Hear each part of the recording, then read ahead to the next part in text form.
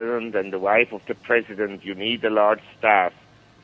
But it would seem to me that we have, following Mr. Bush, and I wasn't a great admirer of Mr. Bush, we have now a president in the White House who seems to know everything and intervenes and takes decisions in so many different fields. Now, I happen to just take decisions in one field, economics, and I even don't have the time to read everything that is happening in economics and in financial markets and in other asset markets, such as, say, commodities, real estate, bonds, and so forth. So how would someone like Mr. Obama have the time to read everything that is relevant to taking the decisions he's taking? Now, Mark, as we close, any final thoughts on anything? Well, basically, we had a big rally between March and the beginning of August in equity prices. And it's interesting, if you look at how asset markets moved, 2002 to 2007, everything goes up, but the dollar is down. 2008, everything is down and the dollar is up.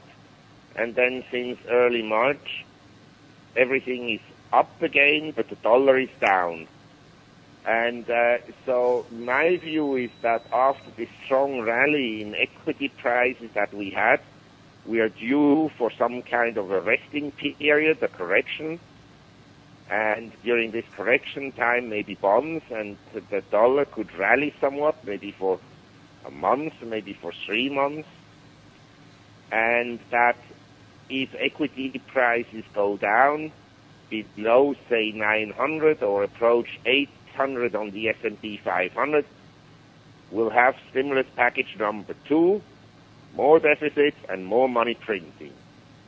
In other words, the weaker the economy becomes, the more money printing you'll have, and therefore we may not revisit the lows of March at 666 on the S&P 500 on March 6th, but rather have an economy that in real terms does badly, but where stock prices go up for the simple reason that money is being printed, and for the reason that the government, with its zero interest rate policy, wants to force people to speculate.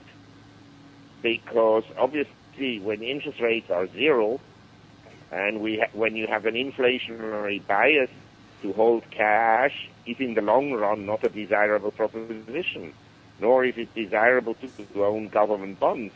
So let's say you don't want to own cash in the long run, you don't want to own government bonds in the long run.